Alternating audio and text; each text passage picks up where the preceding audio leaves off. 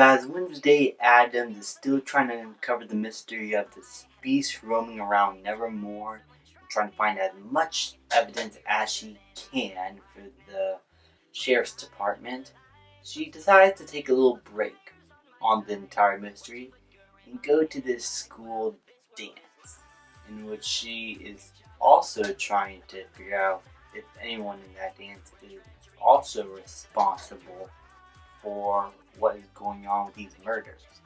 All while there is some tension in the background between some of her friends and a bit of tension within herself as well. Now, as for the other few episodes, I so far enjoyed them all really. They steadily got better and better as they went along. This episode is more of character development instead of plot progression. Here we get to see more of a different side to Wednesday Addams here, as we try to figure out if she really does care for others, or she really isn't fazed if anyone is her friend or not, or if they're gone or not, and how that sort of affects everyone else around them, and how her attitude is kind of really not how a lot of people will say is a good attitude. Again, this is more of a character development type of episode. It's also the famous dance episode in which that famous TikTok with Lady Gaga's song. I forgot what it was called, but it was a Lady Gaga song that goes along with this dance. Here it's a much different song, but she does have moves to dance. I will say that. That's a really fun scene to watch, especially considering how motionless Jenna Ortega is. I don't think she even blinks once in this entire show, and she is killing it as this character. She is portraying Wednesday Addams as I think Wednesday Addams should be portrayed. And especially in more lighthearted situations, she's able to keep a stone cold face throughout and not break a little smile unless necessary.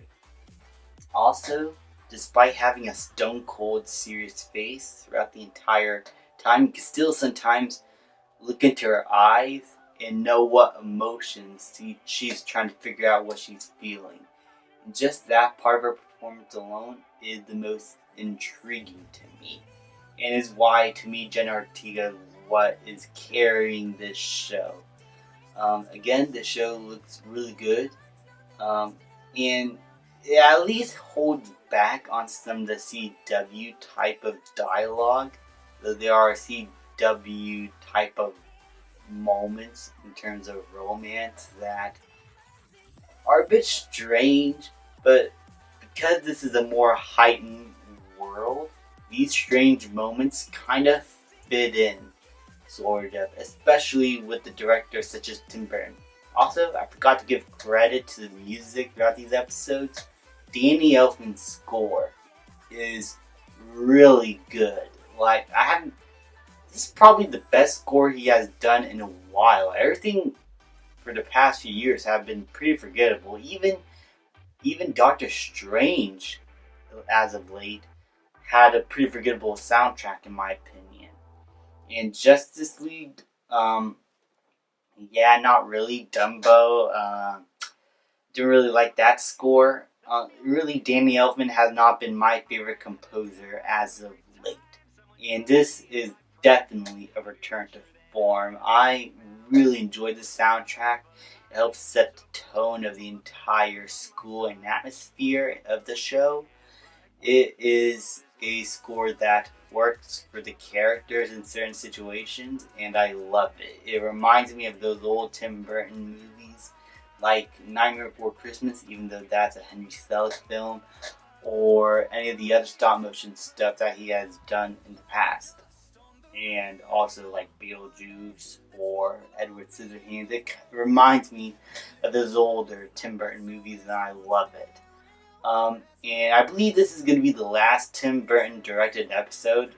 Everything else does have his influence, but it's directed by other people.